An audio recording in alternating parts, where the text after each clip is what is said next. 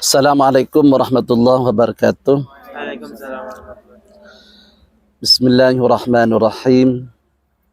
Alhamdulillahi rabbil alamin. Wassalatu wassalamu ala asyrafil anbiya wal mursalin Sayyidina Muhammadin wa ala alihi wa ashabihi ajma'in. Amma ba'du. Yang kami hormati Bapak Arif.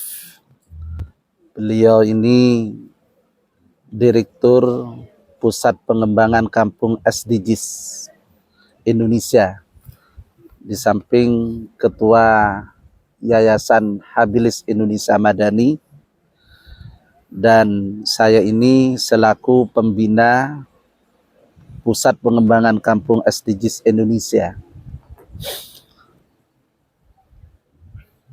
Para peserta pelatihan yang saya hormati dan yang saya cintai,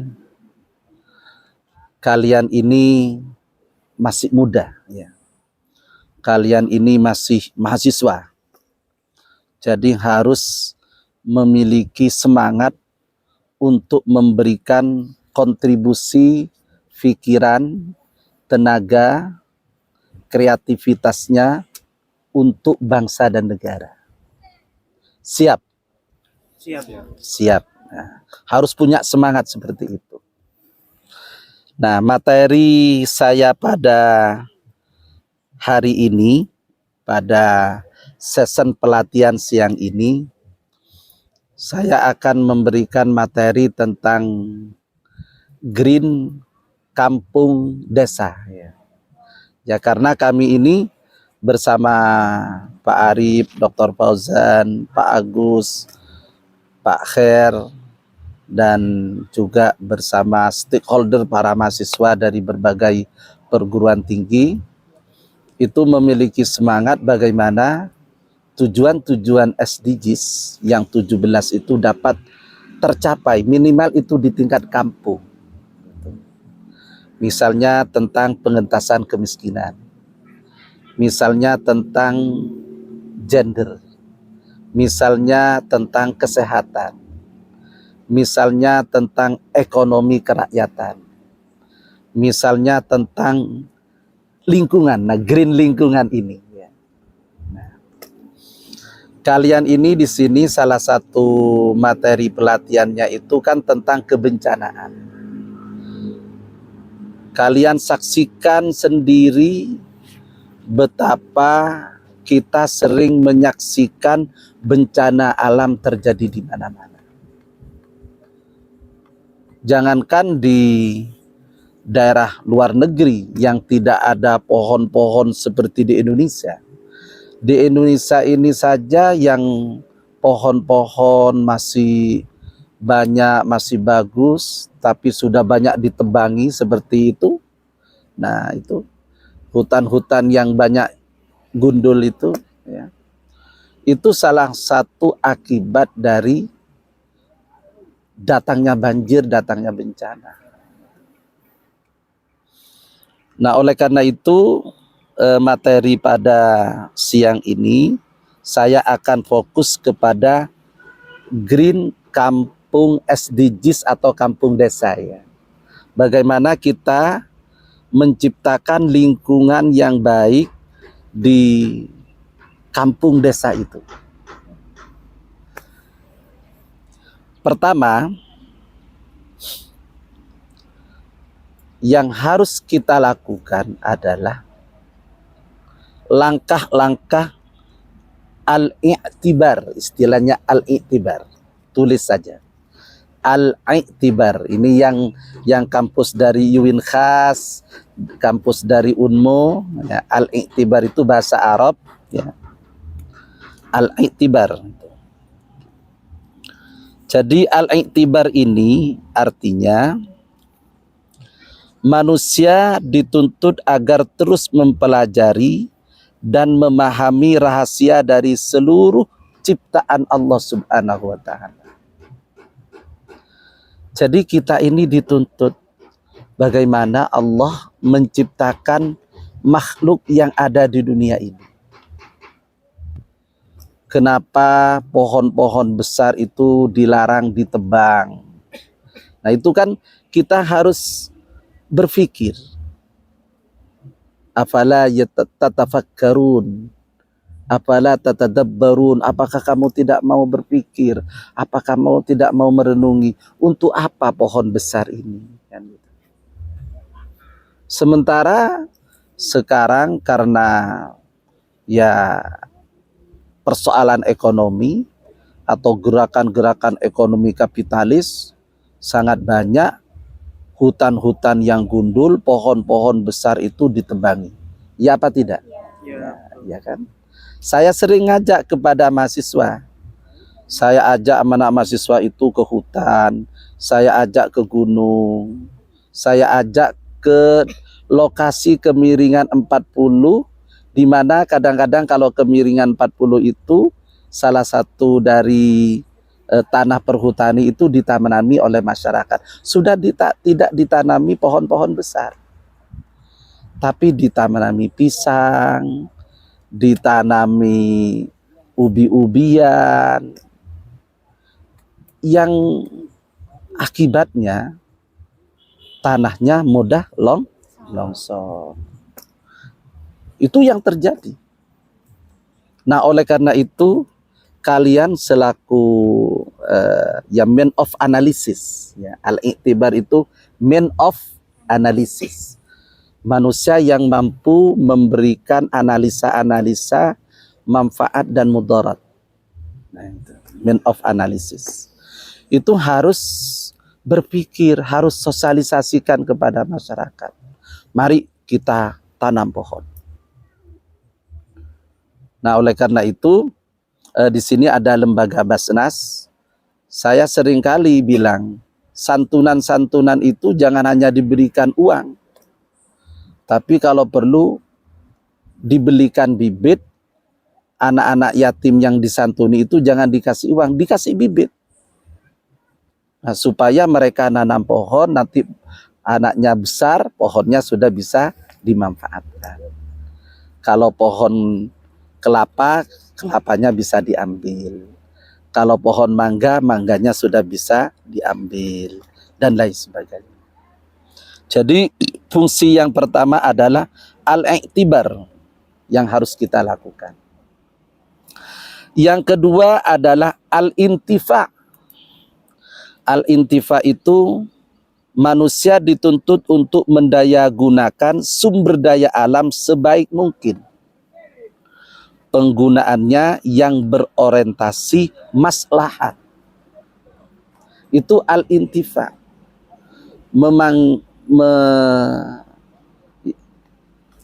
Memanfaatkan sesuatu yang sekiranya memberikan kemaslahatan kepada lingkungan. Misalnya begini, Anda bisa lihat bagaimana budaya tradisi masyarakat kita membuang sampah ke sungai. Banyak atau tidak? Banyak. Akhirnya apa? Ketika sudah musim hujan, sungai tersebut tersumbat, yang terjadi adalah banjir. Mari kita sosialisasikan hal yang sederhana ini kepada masyarakat, bagaimana sampah itu tidak dibuang di sungai. Sampah kalau perlu dikelola, bagaimana bisa menjadi pupuk kompos, plastiknya bagaimana bisa dimanfaatkan, itu namanya al-intifa. Kemudian daun-daunan itu diambil, dikumpulkan, itu bisa menjadi pupuk kompos. Jadi nanti di lingkungan kita itu harus kita sosialisasikan bagaimana memanfaatkan sampah-sampah yang ada itu menjadi hal-hal yang bermanfaat. Nah, kemudian yang ketiga adalah al-islah. Al-islah itu manusia diwajibkan untuk senantiasa menjaga, merawat, dan melestarikan alam. Itu al-islah namanya. Jadi harus dijaga alam ini, lingkungan ini harus dijaga. Kalian yang muda-muda harus berani menegur kepada orang tua pun kalau itu tidak menjaga lingkungan, kalau tidak menjaga alam. Misalnya jangan mudah membunuh binatang. Misalnya ada ular, tahu-tahu dibunuh. Itu tidak menggigit, dibunuh. Kemudian ada hewan-hewan, itu ada manfaatnya. Hewan-hewan yang ada itu ada manfaatnya. Jangan membunuh binatang atau makhluk-makhluk Allah secara sembarangan. Makanya kan ada hadis, irhamu man fil ardi yarhamkum man fis sama. Kasihanilah makhluk-makhluk Allah yang ada di muka bumi. Itu bukan hanya kepada manusia. Tujuannya bukan hanya kepada manusia. Binatang-binatang ciptaan Allah itu juga harus kita kasihani. Jangan mudah membunuh binatang. Nah, kalau kita sudah al-islah, melakukan kemaslahatan baik kepada lingkungan, baik itu kepada binatang, baik itu kepada masyarakat secara luas, maka kita ini yarhamkum man fis sama. Allah akan menyayangi kita. Ini yang harus masuk dalam wawasan pemikiran manusia. Al-islah, membuat kebaikan di tengah-tengah lingkungan atau alam dan harus kita jaga. Indonesia ini negeri yang subur. Indonesia ini negeri yang subur. Seakan-akan surga itu jatuh ke Indonesia. Kalian kalau pergi ke luar negeri, ke Timur Tengah, gersang. Saya yang pernah ke Inggris, di situ Masya Allah, kalau alamnya jauh, masih lebih indah Indonesia ketimbang di Inggris.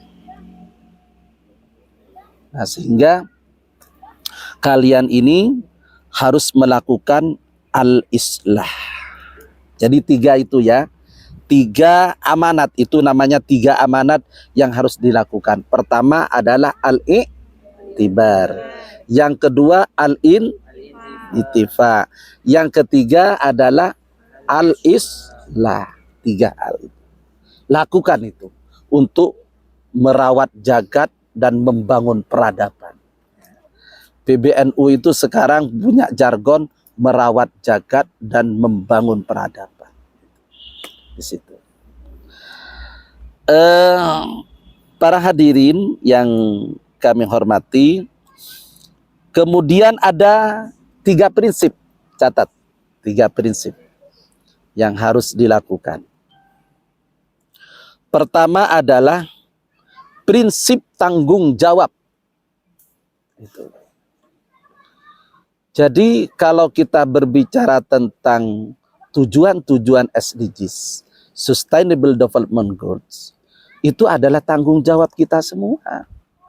Bukan hanya tanggung jawab pemerintah, bukan hanya tanggung jawab NGO yang ada, bukan. Tapi tanggung jawab semua. Misalnya, ketika ada orang kelaparan, sambian melihat di lingkungan itu ada orang tidak makan sampai 1 minggu, sampai 3 hari. Kalau kalian itu tahu bahwa orang itu tidak makan, lalu sambian biarkan, dosa kalian di hadapan Allah Subhanahu wa ta'ala. Jadi harus bisa membantu orang. Kondisi lingkungan, kondisi di lingkungan itu tanggung jawab kita bersama. Makanya orang hidup itu harus memiliki tanggung jawab. Kalian itu diciptakan oleh Allah, ini ja'ilun fil ardi khalifah. Artinya itu khalifah itu pemimpin, memiliki tanggung jawab. Di situ. Itu yang harus kalian miliki ya. Kemudian yang kedua adalah prinsip kasih sayang. Jadi kalian ini harus memiliki hati yang saling menyayangi antar satu dan yang lain. Hilangkan hati yang membenci, hilangkan hati yang ingin menjatuhkan orang, menyakiti, hilangkan. Makanya kalau kita berbicara tentang konsep tasawuf, akhlak tasawuf itu ya, kan ada istilah takhalli, tahalli, tajalli. Takhalli itu mengosongkan dari sifat-sifat tercela. Sifat sombong, sifat angkuh, sifat membenci dan lain sebagainya. Itu sifat-sifat tercela itu harus kita kosongkan dalam jiwa kita. Yang kedua adalah tahalli. Hiasi diri kita itu dengan sifat-sifat yang baik. Sifat-sifat yang mulia. Mau membantu orang, mau menolong orang, mengasihi orang. Nah, oleh karena itu ketika sampean itu di training kebencanaan di Pasir Putih seperti ini, dalam rangka supaya hati kalian ini memiliki sifat kasih sayang kepada sesamanya. Bukan hanya kepada manusia, kepada binatang, kepada alam, lingkungan, pohon-pohon, harus memiliki sifat kasih sayang. Saking sampean ini tidak bisa mendengar jeritan pohon besar yang dibabat itu. Sebenarnya menjerit mereka. Ya Allah, saya ini kan difungsikan untuk tandon air, kan iya? Pohon yang besar itu kan tandon air untuk menyerap air ketika hujan, dan air itu nanti bisa mengalir menjadi sumber-sumber yang bisa dimanfaat kepada manusia. Tahu-tahu ditebang. Apa yang terjadi? Menjerit pohon, ya Allah, saya ini kan difungsikan untuk tandon air, untuk manusia, untuk makhluk-makhlukmu, ya Allah, kenapa saya itu kok ditebang? Kan begitu ya. Nangis dia itu. Saking sekalian itu tidak mendengar. Makanya kepada orang yang suka nebang-nebang pohon di hutan-hutan lindung itu, sampaikan ini. Itu namanya prinsip kasih sayang. Kemudian yang ketiga adalah prinsip solidaritas. Jadi orang itu harus memiliki prinsip ya solidaritas, persaudaraan. Jadi kalau saudara itu kan seperti kal jasadin wahid. Ya, kal jasadin wahid, seperti satu jasad. Kalau dicubit, maka seluruh jasad itu kan merasa sakit. Jadi harus punya prinsip seperti itu. Ketika kalian itu melihat orang itu ditindas, didolimi, nah kalian itu harus merasakan, ya Allah, itu kan saudara saya. Nah, ketika kita menolong orang yang kena bencana dan lain sebagainya, harus punya perasaan, itu adalah saudara saya. Jadi prinsip-prinsip solidaritas, prinsip-prinsip persaudaraan ukhuwah yang ada dan yang harus masuk dalam jiwa kita itu harus kita miliki. Nah, saya kira itu saja materi saya di forum kali ini, di tepi pantai ini ya, di tepi pantai ini kan memberikan materi santai seperti ini kan enak gitu. Ya, santai. Mudah masuk insyaallah. Mudah-mudahan manfaat barokah ya. Kalian bisa mengamalkan selaku mahasiswa, selaku santri yang dikatakan man of analysis, maka mari kita amalkan ilmu yang kita miliki ini. Terima kasih. Hadanallahu wa iyyakum ajmain. Wallahul muwafiq ila aqwamit thoriq. Wassalamualaikum warahmatullahi wabarakatuh. Waalaikumsalam.